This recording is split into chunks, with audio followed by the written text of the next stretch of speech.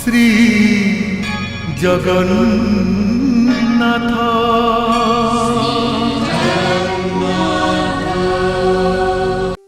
मु ए मंदिर निर्माण करी आपण को स्थापन कली। आपण ए स्थान रे अवस्थान करी ए विवर भितर बाहर थिबा दुष्ट शक्ति माननको प्रतिरोध करिवे। आपणक निकटरे मोर एतिकी निवेदन।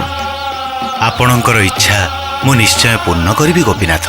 महाराज आपण आदेश देले नदी अतिक्रम करी सबरपल्ली भीतर को प्रवेश करिब, नहले काली प्रभात पर्यंत एइट अपेक्षा करिब। नैयार पटरे केते लोक आसी पहुंचीचंती आ ताको संगरे किछि स्त्री लोक भी अछंती। जदि बा सेमाने हमको आक्रमण करबा को आसंती ताहेले समग्र सबर जाति तार शेष रक्त बिंदु देई निजर स्वाधीनता रक्षा करिवो। जणे केही सबर जीवित थिबा पर्यंत ए संग्राम आमे जारी रखिबु। विद्यापति विश्वावसु जामाता एक कथा आम अंचल सारा समस्ते जानती, किंतु विद्यापति बोधे जानी नाहंती जे से जीवार किछि दिन परे विश्वावसु एठारु अंतर्धान होई जाइछन्ती। जदि विश्वावसु नाहंती ताले नीलमाधवଙ୍କ संधान मिलिबो केमिति? मिलिबो। एठु जीवा पूर्वरु सब व्यवस्था मु करि सारिछि।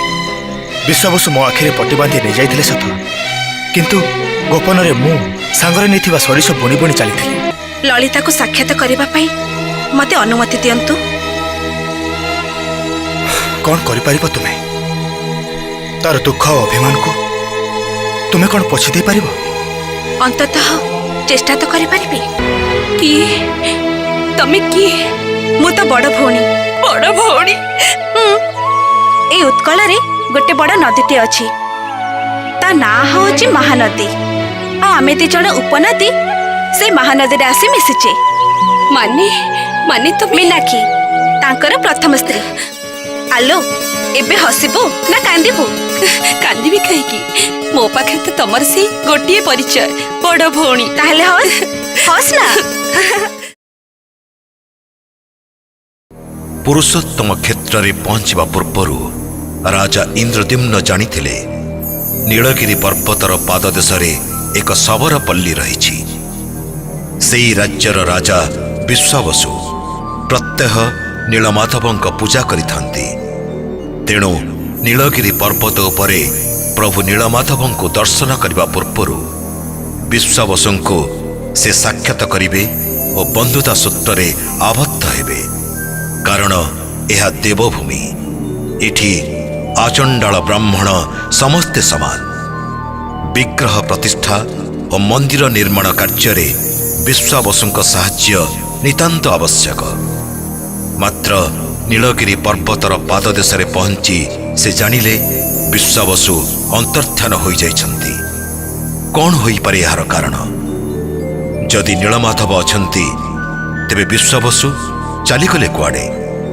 एमिति अनेक प्रश्न विव्रत करुथला राजा इंद्रद्युम्नଙ୍କୁ। देवर्षि विश्वावसु को अंतर्धान हेइछबा मते बड़ विस्मित करिछि। राजा ए संसार रे प्रति मुहूर्त रे किछि ना किछि विस्मयकर घटना घटी चलीछि। किछि आखि देखि पारुछि, किछि कान सुनी पारुछि, आउ किछि मन हृदयंगम करि पारुछि। किंतु मन आखि आउ कानर सीमा बाहरे अनेक किछि घटना घटी जाउछि जहा आम धारणार बाहरे। तेणु एसबुर कार्यकारण खोजिबाकू चेष्टा करनी राजा। कारण सबु समस्यार समाधान करिबा मनुष्य पक्षे असंभव। महाराज विश्वावसुଙ୍କ अंतर्ध्यान पाई मु मो निजको दायी मन करुछि। हुए तो मु जदि चली जाई नथांती ताहले घटना अन्य प्रकार घटी पारि थांता। विद्यापति तुमे अन्य भाव रे चिंता करिबाकू चेष्टा कर। क्षमा करिवे देवर्षि, आपणक कथार तात्पर्य मु किछि बुझी पालिनी। विद्यापति नियतिर अन्य नाम अघटन घटन पट्टियसी, अर्थात ଯାହା ଘଟିବ ବୋଲି ତମେ କେବେ ଭାବିନଥିବ ସେହିପରି ଘଟଣା ଘଟାଇ ପାରିବାରେ ସେ ପ୍ରବୀଣ। ଅବନ୍ତୀରୁ ଶବରପଲ୍ଲୀ ପହଞ୍ଚିବା ପର୍ଯ୍ୟନ୍ତ ମୁଁ ଚିନ୍ତା କରି କରି ଆସୁଥିଲି। ଏଠି ପହଞ୍ଚି ଶବରରାଜ ବିଶ୍ୱାବସୁଙ୍କ ସାଙ୍ଗରେ ସାକ୍ଷାତ କରିବି, ବନ୍ଧୁ ଭାବରେ ସମ୍ବର୍ଦ୍ଧନା ଜଣାଇବି, ତାପରେ ତାଙ୍କୁ ହିଁ ସାଙ୍ଗରେ ନେଇ ପ୍ରଭୁ ନୀଳମାଧବଙ୍କ ଦର୍ଶନ କରିବି। ସେ କିନ୍ତୁ ଭାଗ୍ୟରେ ଘଟିଲା ନାହିଁ।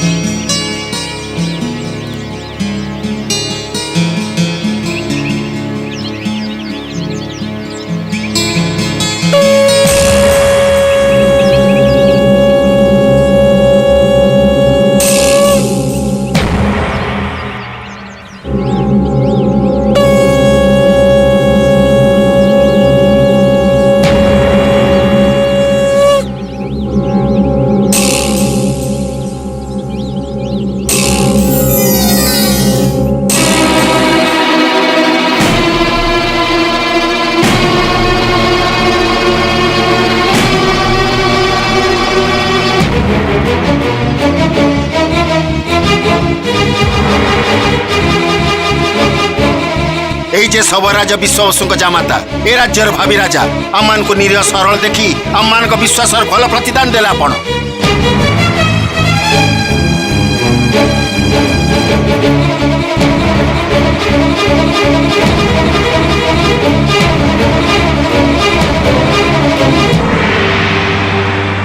ଆପଣ ଦି ଜଣ କିଏ?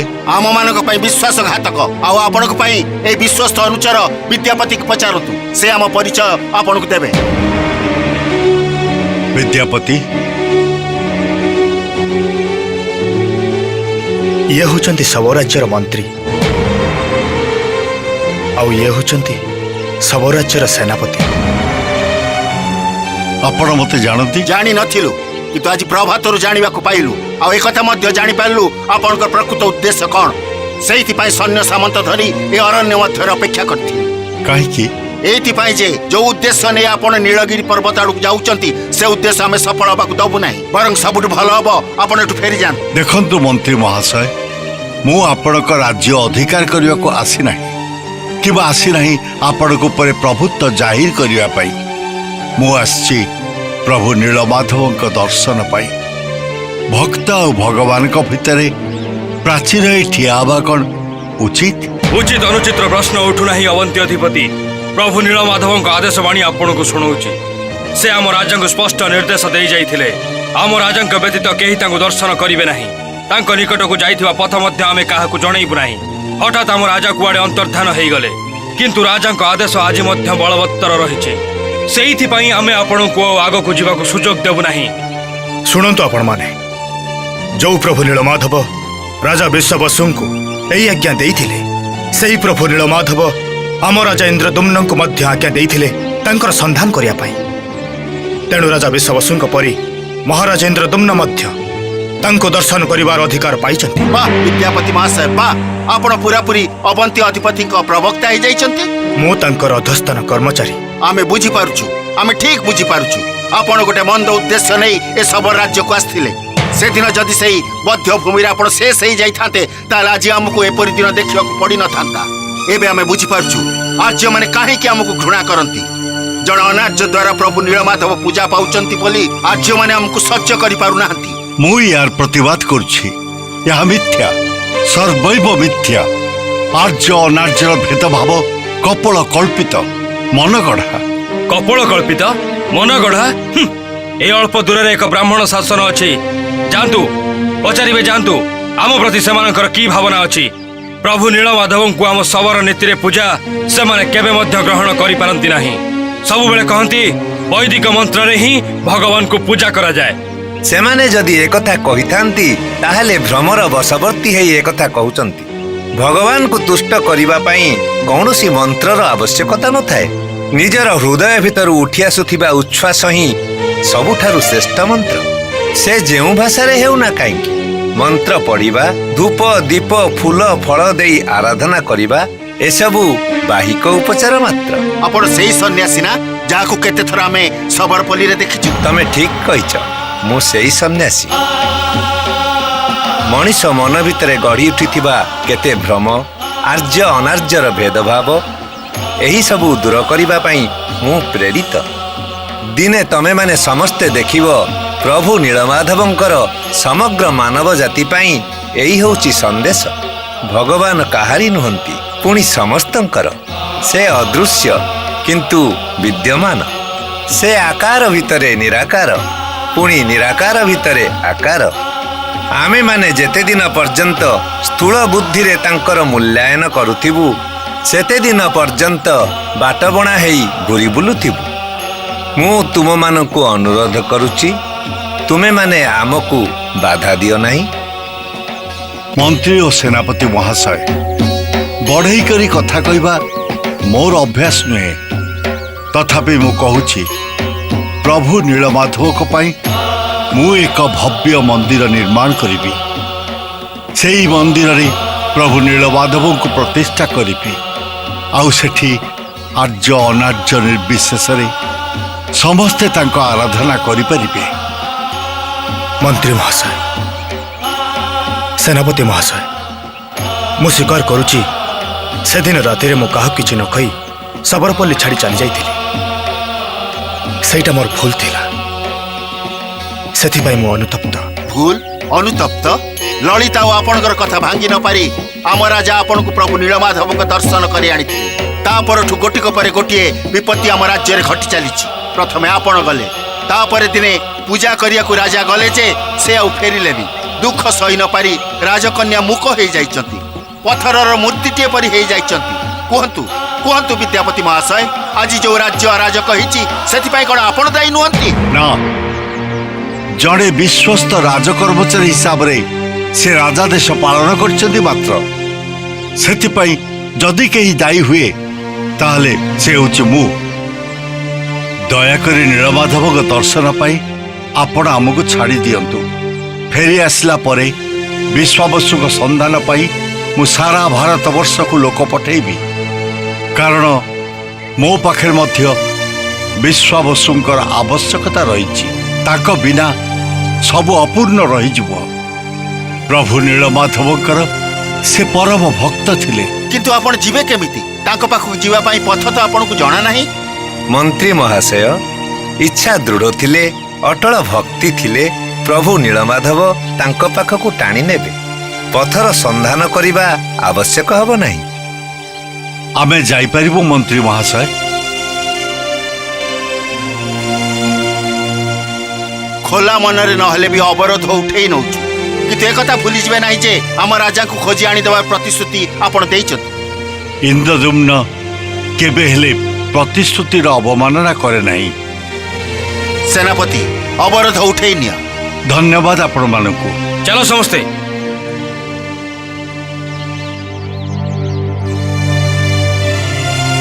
ବିଳମ୍ବ କର ନାହିଁ ରାଜନ, ସୂର୍ଯ୍ୟାସ୍ତ ପୂର୍ବରୁ ସେଠାରେ ଆମକୁ ପହଞ୍ଚିବାକୁ ପଡ଼ିବ।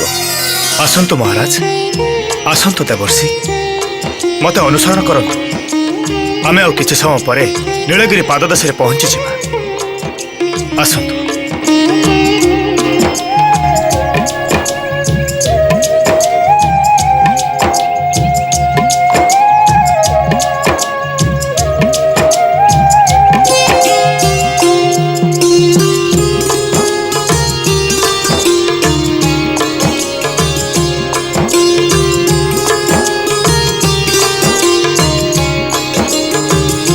ମହାରାଜ, ଏଇ ହେଲା ନୀଳଗିରି ପର୍ବତ। ସେଇ ପର୍ବତ କନ୍ଦରରେ ଅଛି ବ୍ୟାଘ୍ର ଗୁମ୍ଫା। ସେଇ ଗୁମ୍ଫା ଭିତରେ ଏକ ମଣିମୟ ବେଦୀ ଉପରେ ପ୍ରଭୁ ନୀଳମାଧବ ବିଦ୍ୟମାନ କରିଛନ୍ତି। କିନ୍ତୁ ଉପରକୁ ଯିବା ପାଇଁ ପଥ କାହିଁ? ତମେ କହୁଥିଲ ନା ବିଦ୍ୟାପତି, ପଥ ସାରା ସୋରିଷ ବୁଣି ଦେଇ ଯାଇଥିଲ।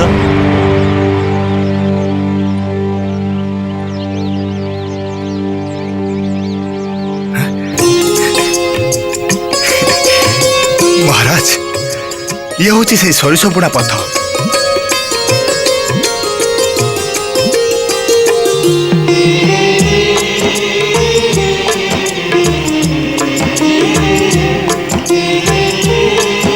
महाराज ये हूँ से पथ देखु सोरिष फूलर स्तबक लंबी जाइए ये शेष होती कल्पपट निकट में ताहले अग्रसर हुओ तमे वर्तमान पथ प्रदर्शक आसतु महाराज।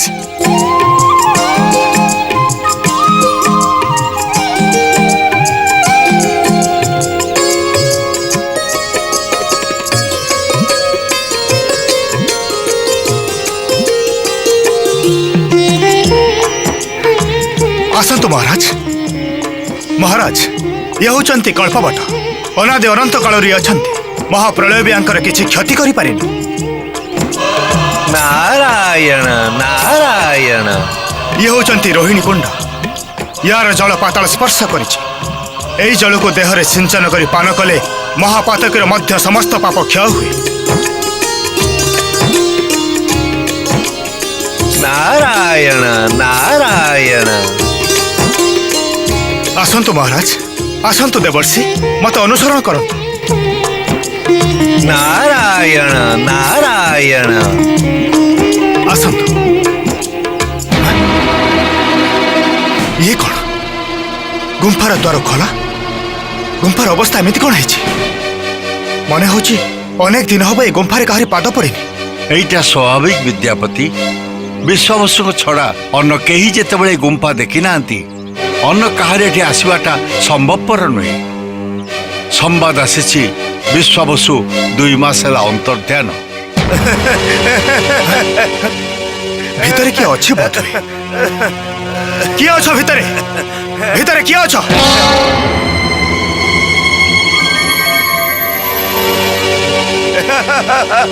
नारायण नारायण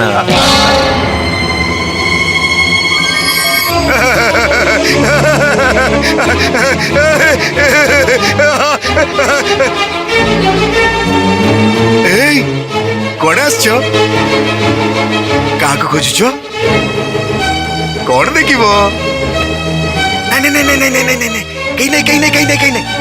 सबू मिछ सबू मिछ सबू मिछ सब मनगड़ा गप पड़ी जा पड़ी जा पड़ी जा ना तुम समस्त को गच उपर को चढ़ई दब आउ गच बुड़ को आनी दब।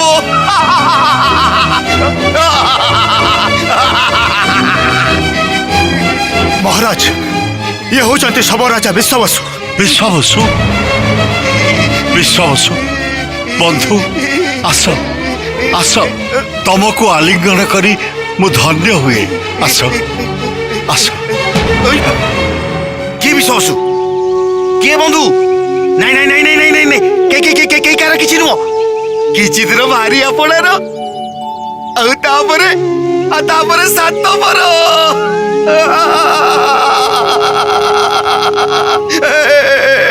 आउ बंधु बंधु बोली गोटे थिला रे गोटे थिला बंधु गोटे गोटे बंधु थिला थिला गोटे बंधु थिला गोटे बंधु थिला गोटे बंधु देखिदेले मन पुरी उठुथिला छुईदेले देह शीतल हो जाउथिला चाहड़ीर अमृत थिला ओठरे हस भरी रहिथिला ताकु जे कहियो बंधु बंधु तो धोखा दे चली गला आउ के बंधु के आउ बंधु केई बंधु नहीं से कहीं मोर बंधु हम मो बंधु तो हजि जाइछि हेले आज से हजि जाइछि मत छाड़ी से कुआडे जीवो स्वर्ग मर्त्य पाताल कोड चलु जीवो डोरी रे बांधी जाइछि परा जुआडे गले मु ताको टाणी आलिबिनी।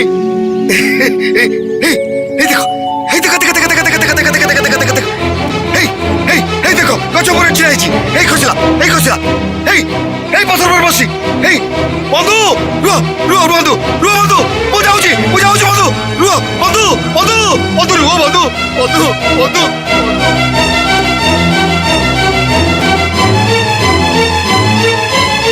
तांकर एमिति अवस्था कहीं तांको भली महत प्राण हठात पागल हो गले कहीं। धैर्य धर विद्यापति चल आग प्रभु नीलमाधव को दर्शन करवा परे विश्वावसु कथा बुझीवा। चलंतु ନାରାୟଣ ନାରାୟଣ ନାରାୟଣ ନାରାୟଣ ନାରାୟଣ ନାରାୟଣ।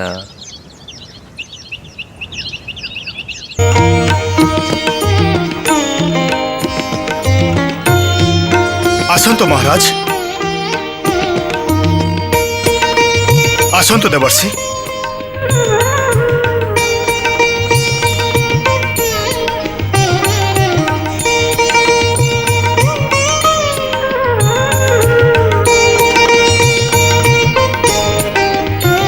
ଗୁମ୍ଫା ଭିତରଟା ଏତେ ଅନ୍ଧକାର ଯେ କିଛି ବି ପରିଷ୍କାର ଦେଖାଯାଉନି। ନାରାୟଣ ନାରାୟଣ। ହଠାତ୍ ଆଲୋକରୁ ଅନ୍ଧାରକୁ ଆସିଲେ ଆଖି ଏମିତି ଧନ୍ଦି ହେଇଯାଏ ରାଜା। କିଛି ସମୟ ପରେ ସବୁ ସ୍ପଷ୍ଟ ହେଇଯିବ। ଆପଣ ଠିକ କହିଛନ୍ତି ଦେବର୍ଷି। ନାରାୟଣ ନାରାୟଣ।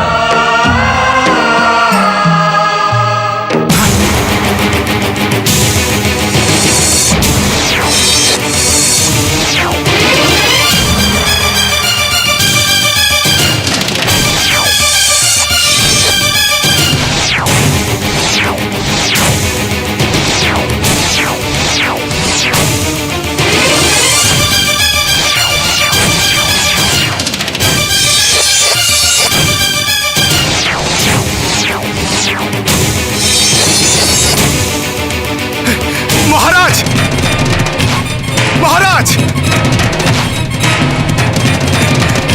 মহারাজ। କଣ ହେଇଛି ବିଦ୍ୟାପତି? ନୀଳମାଧବଙ୍କ ମୂର୍ତ୍ତି ନାହିଁ ମହାରାଜ। ନାହିଁ? କଣ କହୁଛ ତମେ? ଏଇ ଦେଖନ୍ତୁ, ଏଇ ଯୋଉ ବାଲୁକା ସ୍ତୂପ ଦେଖୁଛନ୍ତି ସେଇ ସ୍ଥାନରେ ଥିଲା ମଣିମୟ ବେଦୀ। ଆଉ ସେଇ ବେଦୀ ଉପରେ ଉଭା ହେଇଥିଲେ ଇନ୍ଦ୍ର ନୀଳକାନ୍ତମୟ ପ୍ରଭୁ ନୀଳମାଧବ। କିନ୍ତୁ ସେ କାହାନ୍ତି? କାହାନ୍ତି ସେ? ଏବେ ମୁଁ ବୁଝିପାରୁଛି ବିଶ୍ୱବସୁ କାହିଁକି ପାଗଳ ହେଇଯାଇଛନ୍ତି।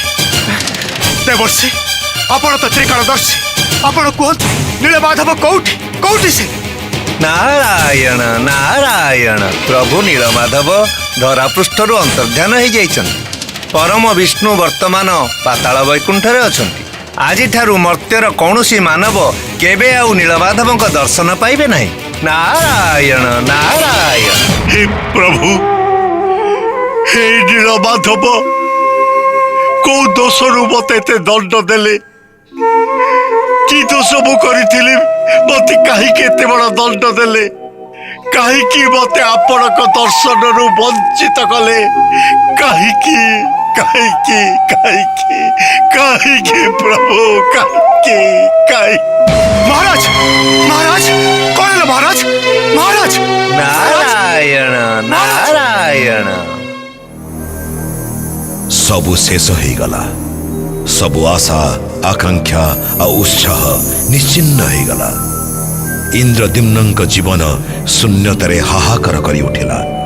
ଏତେ ତପସ୍ୟା, ଏତେ ଆରାଧନା, ଏତେ କୁଚ୍ଛ୍ର ସାଧନା ସବୁ ଯେମିତି ବିଫଳ ହେଇଗଲା। ନୀଳମାଧବଙ୍କ ଅନ୍ତର୍ଧ୍ୟାନ ତାଙ୍କୁ ପୂରାପୂରି ଭାଙ୍ଗି ପକାଇଲା। ଅବନ୍ତୀରୁ ଏତେ ଦୂର ଆସିବା, ଏତେ ପାହାଡ଼ ପର୍ବତ ନଦୀ ନାଳ ଡେଇଁ ଉତ୍କଳ ଭୂମିରେ ପାଦ ଦେବା ସବୁ ହେଇଗଲା ବ୍ୟର୍ଥ। ଗୁମ୍ଫା ଭିତରେ ନୀଳମାଧବଙ୍କର ଦର୍ଶନ ନ ପାଇ ସେ ମୂର୍ଚ୍ଛିତ ହୋଇଯାଇଥିଲେ। 3 ଦିନ ପରେ ପୁରୁଷୋତ୍ତମ କ୍ଷେତ୍ରର କୌଣସି ଏକ ଅଟ୍ଟାଳିକା ଭିତରେ ସେ ଫେରି ପାଇଲେ ନିଜର ଚେତା। ଇନ୍ଦ୍ରଦ୍ୟୁମ୍ନ, ପ୍ରତ୍ୟେକ ମଣିଷ ତା ମନ ଭିତରେ ସବୁବେଳେ ମଜି ଯାଇଥାଏ। ମନ ତାକୁ ଯେମିତି ଖେଳାଏ ସେ ସେମିତି ଖେଳେ। ରାଗ, ହିଂସା, ଦ୍ୱେଷ, ପୁଣି ଦୁଃଖ, ସୁଖ, ଭଲ ପାଇବା ସବୁ ଏଇ ମନ ହିଁ ସୃଷ୍ଟି କରିଥାଏ। କିନ୍ତୁ ମନର ଉର୍ଦ୍ଧ୍ୱରେ ଆଉ ଏକ ଜଗତ ଅଛି ଇନ୍ଦ୍ରଦ୍ୟୁମ୍ନ, ଯୋଉଠି ପହଞ୍ଚିଗଲେ ସୁଖ, ଦୁଃଖ, ଯନ୍ତ୍ରଣା କି ବ୍ୟଥା ଆଉ କିଛି ନଥାଏ। ସେ ଜଗତରେ ପ୍ରବେଶ କଲେ ତମେ ଦେଖିପାରିବ ନୀଳମାଧବ ଅଛନ୍ତି। ସେ ତ ସର୍ବବ୍ୟାପୀ, ସର୍ବନିୟନ୍ତା। ତାଙ୍କର ଅନୁପସ୍ଥିତିରେ ଜଗତର ସ୍ଥିତି କାହିଁ? ଆଜିକୁ ମାତ୍ର 3 ଦିନ ହେଲା ମହର୍ଷି। 3 ଦିନ ପୂର୍ବରୁ ଯିଏ ସବୁ କିଛି ପାଇବାର ଆଶା ନେଇ ନୀଳାଚଳ ପର୍ବତ ଆରୋହଣ କରିଥିଲା, ମାତ୍ର ଗୋଟିଏ ମୁହୂର୍ତ୍ତରେ ସେ ଆଶା ତାର ଧୂଳି ସାଥ ହେଇଗଲା। ନାରାୟଣ ନାରାୟଣ। ସେଇ ନୀଳାଚଳ ପର୍ବତ ଉପରୁ ସେ ଅତଳ ଗୌହରକୁ ଖସି ପଡ଼ିଲା। କାହିଁକି ଏମିତି ହେଲା ଦେବର୍ଷି?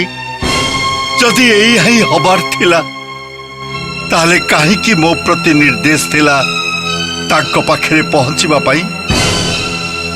କାହିଁକି ମୋତେ ଅବନ୍ତୀରୁ ଏପର୍ଯ୍ୟନ୍ତ ଟାଣି ଅଣାଗଲା? ନାରାୟଣ ନାରାୟଣ।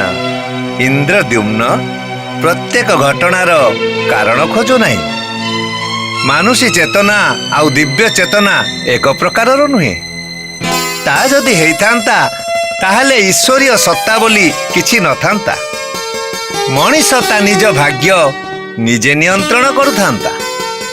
ତାହେଲେ ମୁଁ ଏବେ କ'ଣ କରିବି? ଅପେକ୍ଷା କରିବ। ଅପେକ୍ଷା କରିବି? କାହାକୁ ଅପେକ୍ଷା କରିବି ଦେବର୍ଷି? ଇନ୍ଦ୍ରଦ୍ୟୁମ୍ନ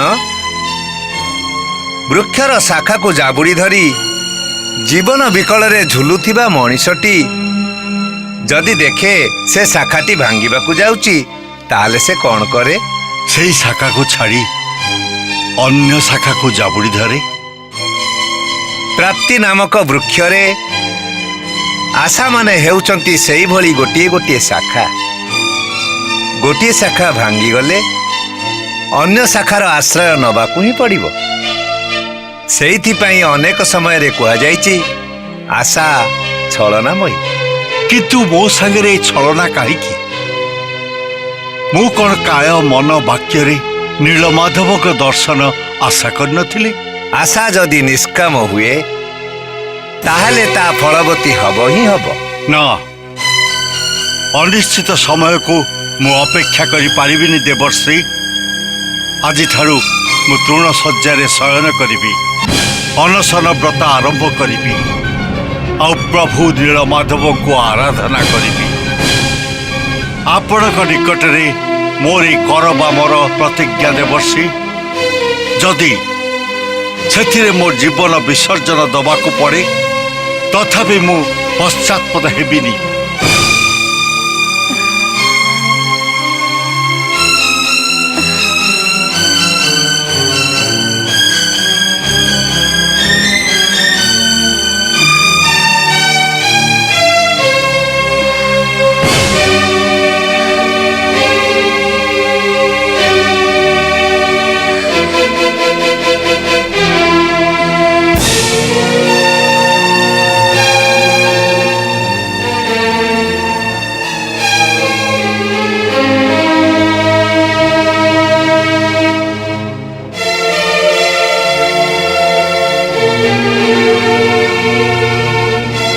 ପ୍ରଣାମ ମହାରାଣୀ।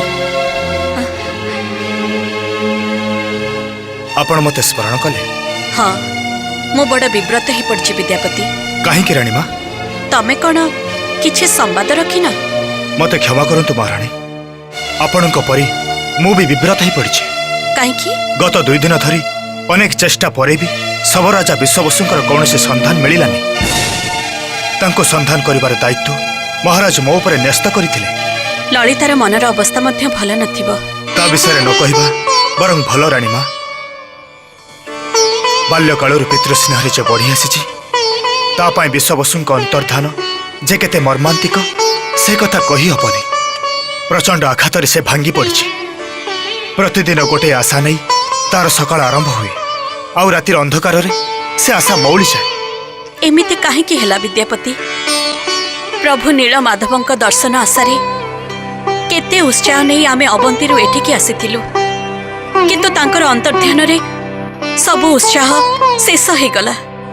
ଆମର ସାଥୀ ସହଚର ଯେଉଁମାନେ ଆମ ସହିତ ଆସିଥିଲେ ସମସ୍ତେ ଯେମିତି ବିଷଣ୍ଣ ହେଇଯାଇଛନ୍ତି, ନିସ୍ତେଜ ହେଇପଡ଼ିଛନ୍ତି। କାହାରି ମୁହଁରେ ହସ ନାହିଁ, ମନରେ ଆନନ୍ଦ ନାହିଁ, ଆଖିରେ ବି ନିଦ ନାହିଁ। ଏଣେ ମହାରାଜ ତ ମହାରାଜଙ୍କର କ'ଣ ହେଲା ମହାରାଣୀ? ତମେ କ'ଣ ମହାରାଜଙ୍କ ବିଷୟରେ କିଛି ସମ୍ବାଦ ପାଇନ? ନା ମହାରାଣୀ। କାଲି ରାତିଠାରୁ ମହାରାଜ ଦୃଢ଼ ସଂକଳ୍ପ ନେଇ ତୃଣଶଯ୍ୟାରେ ଶୟନ କରିଛନ୍ତି। ତୃଣଶଯ୍ୟାରେ? ହଁ, ତୃଣଶଯ୍ୟାରେ। କାହାରି ସେବା ସେ ଗ୍ରହଣ କରୁନାହାନ୍ତି। ଦାସ ଦାସୀ ମାନଙ୍କ କଥା ତ ଛାଡ଼, ମୋ ସାଙ୍ଗରେ ବି ପଦଟିଏ କଥା ହେଉନାହାନ୍ତି। ଆଉ ସବୁଠାରୁ ଉଦ୍ବେଗର କାରଣ ହେଲା କାଲିଠାରୁ ସେ ଅନ୍ନ ଜଳ ତ୍ୟାଗ କରିଛନ୍ତି। ନାରଦଙ୍କ ନିକଟରେ ସେ ପ୍ରତିଜ୍ଞା କରି କହିଛନ୍ତି ନୀଳ ମାଧବଙ୍କର ଦର୍ଶନ ନ ମିଳିଲା ଯାଏ ସେ ଜୀବନ ବିସର୍ଜନ କରିଦେବେ। ଆଉ ତୁମେ ତ ଜାଣ ମହାରାଜ ପ୍ରତିଜ୍ଞାରେ କେତେ ଅଟଳ। ମହାରାଣୀ, ମହାରାଜଙ୍କୁ ମୁଁ ସାକ୍ଷାତ କରିପାରିବି? କୌଣସି ଫଳ ମିଳିବ ନାହିଁ ବିଦ୍ୟାପତି। କୌଣସି କାରଣରୁ ବି ସେ ତାଙ୍କର ପ୍ରତିଜ୍ଞା ଭଙ୍ଗ କରିବେ ନାହିଁ। ଖାଇଦେ, ଖାଇଦଉନୁ ମୋ ସୁନାଟା, ଖାଇଦେ। ତୁ ଖା। କଣ ପାଇଁ ଖାଉନୁ? ଅବନ୍ତୀରୁ ତତେ ମୋ ସାଙ୍ଗରେ ଧରି ଆସିଛି। ଆର୍ଯ୍ୟ ନଥିଲା ବେଳେ ତୁ ହିଁ ମୋର ସୁଖ ଦୁଃଖର ସାଥୀ ଥିଲୁ। ଏଠି ନୂଆ ଜାଗାରେ ତୋର କଣ କିଛି ଅସୁବିଧା ହଉଛି କି? ତୁ ଜମା ପେଟ ପୁରା ଖାଉନୁ ଯେ। ହଁ, ଏଠିକି ଆସି କାହାର ବା ମନ ଭଲ ଅଛି? କିଏ ମନ ଖୁସିରେ ପେଟ ପୁରା ଖାଉଛି ଯେ ତୁ ଖାଇବୁ? ଦେବୀ, ଭଦ୍ର ସୃଷ୍ଟିଧର ମୋ ନମସ୍କାର ଗ୍ରହଣ କରନ୍ତୁ। ବିଦ୍ୟାପତି କାହାନ୍ତି ଦେବୀ? ସେ ମହାରାଜଙ୍କ ପାଖକୁ ଯାଇଛନ୍ତି। ମହାରାଣୀ ଗୁଣ୍ଡିଚା ତାଙ୍କୁ ଡକେଇ ପଠେଇଥିଲେ। ମହାରାଣୀ ଗୁଣ୍ଡିଚା ତାଙ୍କୁ ଡକେଇ ପଠିଥିଲେ, କିନ୍ତୁ କାହିଁକି? ସେ କଥା ମୁଁ କେମିତି କହିବି? ମହାରାଣୀ ଯଦି ତାଙ୍କ କୌଣସି କାର୍ଯ୍ୟର ଦାୟିତ୍ୱ ନ ଦେଇଥାନ୍ତି ତାହେଲେ ସେ ଅଳ୍ପ ସମୟ ଭିତରେ ଫେରିବେ। ଆପଣଙ୍କର ଯଦି କୌଣସି ବ୍ୟସ୍ତତା ନାହିଁ ତାହେଲେ ତାଙ୍କ ପାଇଁ ଆପଣ ଅପେକ୍ଷା କରିପାରନ୍ତି। ନମସ୍କାର ଦେବୀ। ସୁସମ୍ବାଦ ନେଇ ଆସିଛନ୍ତି ନା ଦୁଃସମ୍ବାଦ? ସୁସମ୍ବାଦ ମୁଁ ନେଇ ଆସିନଥାନ୍ତି ଦେବୀ। ସୁସମ୍ବାଦ ନିଜେ ରାଜା ବିଶ୍ୱାବସୁ ରୂପରେ ଆସିଥାନ୍ତେ। ତାମାନେ ବିଶ୍ୱାବସୁଙ୍କ ସମ୍ବାଦ ଆପଣ ଆଜି ଯାଇ ପାଇଲେନି? ଦେବୀ, ନିଜର ଅପାରଗ ପଣିଆ ପ୍ରକାଶ କରିବାକୁ ମତେ ନିଶ୍ଚୟ ଲଜ୍ଜା ଲାଗୁଛି, କିନ୍ତୁ ମୋର କିଛି କରିବାର ନାହିଁ। ମୁଁ ଅସମର୍ଥ। ରାଜା ବିଶ୍ୱାବସୁ ଯେପରି ପବନରେ ମିଳେଇ ଯାଇଛନ୍ତି। ତାହେଲେ ମୁଁ କଣ ମୋ ବାପାଙ୍କୁ ଆଉ କେବେ ବି ଦେଖିପାରିବିନି? କିଏ କହିଲା ତୁ ଦେଖିପାରିବୁନି ବୋଲି? ଆମ ସମସ୍ତଙ୍କ ଭଳି ତାଙ୍କର ବି ରକ୍ତ ମାଂସର ଦେହ ଅଛି। ସିଏ ହଜିବାକୁ ଚାହିଁଲେ ବି ହଜି ପାରିବେନି। ନୀଳାଚଳ ପର୍ବତ, ତାକୁ ଘେରି ରହିଥିବା ନିବିଡ଼ ଅରଣ୍ୟ, ନଦୀ ଉପତ୍ୟକା ସବୁଆଡେ ତନ୍ନ ତନ୍ନ କରି ଖୋଜା ସରିଲାଣି, କିନ୍ତୁ କୋଉଠି ହେଲେ ବି ତାଙ୍କ ସନ୍ଧାନ ମିଳୁନାହିଁ। ତଥାପି ମୁଁ କିନ୍ତୁ ଆମ ଲୋକମାନଙ୍କୁ ଲଗେଇ ଦେଇଛି ତାଙ୍କୁ ଖୋଜିବା ପାଇଁ। ପ୍ରଭୁ ନୀଳମାଧବଙ୍କର ଇଚ୍ଛା ଯେ କଣ କେବଳ ସେ ହିଁ ଜାଣନ୍ତି।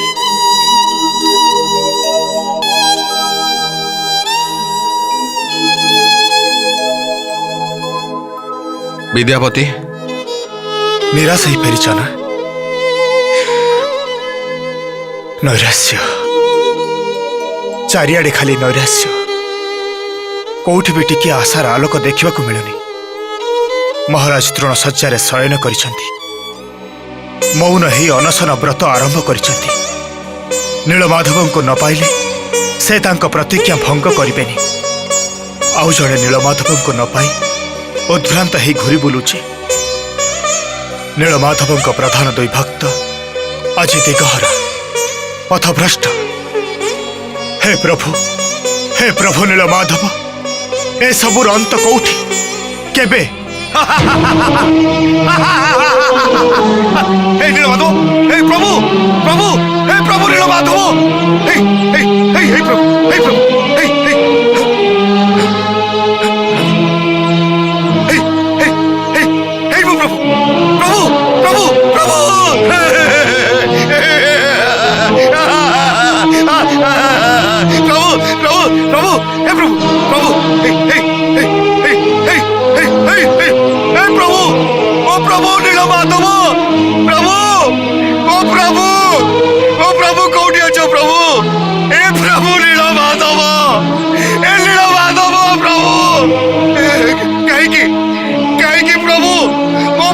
करुणा कहीं उड़ा गल प्रभु, कहीं नीलमाधव, हे प्रभु नीलमाधव, हे प्रभु नीलमाधव।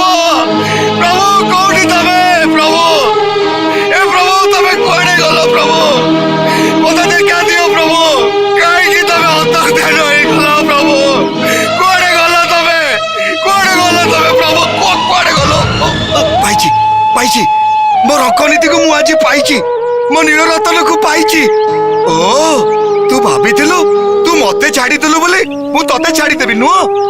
ହେଲେ ଗାଈ ପଛେ ପଛେ ବାଛୁରୀ ଦୌଡୁଥିଲା ପରେ ମୁଁ ତ ପଛେ ପଛେ ଏମିତି ଦୌଡୁଥିବି। ଆରେ ତୁ କୁଆଡେ ଯିବୁ? କେତେ ବାଟ ତୁ ଯିବୁ? ଛାଡ଼ିବିନି ତତେ, ମୁଁ ଜମା ଛାଡ଼ିବିନି ତତେ। ମୁଁ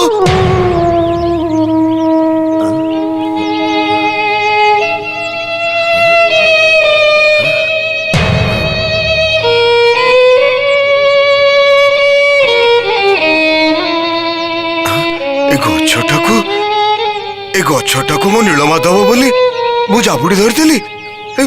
ଏ ଗଛ ମାନେ, ଏ ତୃଣଲତା ମାନେ, ଏ ଫୁଲ ଫଳ ମାନେ, ତମେ ମାନେ କହିଦିଅ ମୋ ନୀଳମାଧବ କୋଉଠି? କୋଉଠି ଅଛନ୍ତି ମୋ ନୀଳମାଧବ?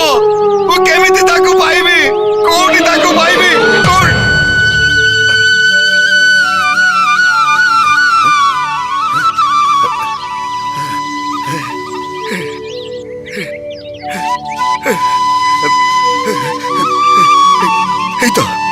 এই তো সেই বংশীশ্বর ভাসি আসুছি।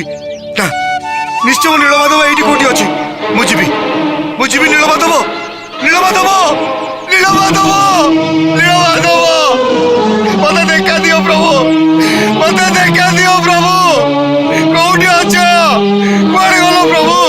নীলমাধব, নীলমাধব, প্রভু, প্রভু, মতে দেখা দিও প্রভু, প্রভু।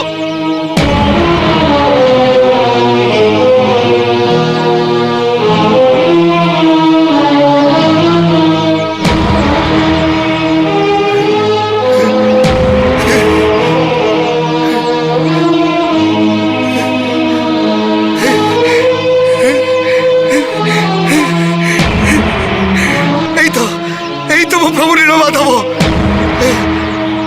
সেই মন্দ মন্দ হস, সেই বাক্য চাহাড়ি, সেই ঠিয়া হওয়া ঢাড়ি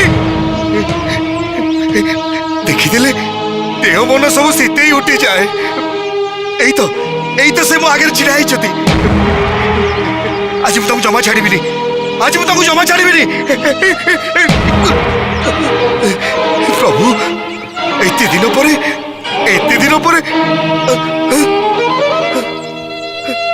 প্রভু, প্রভু, প্রভু, প্রভু, প্রভু,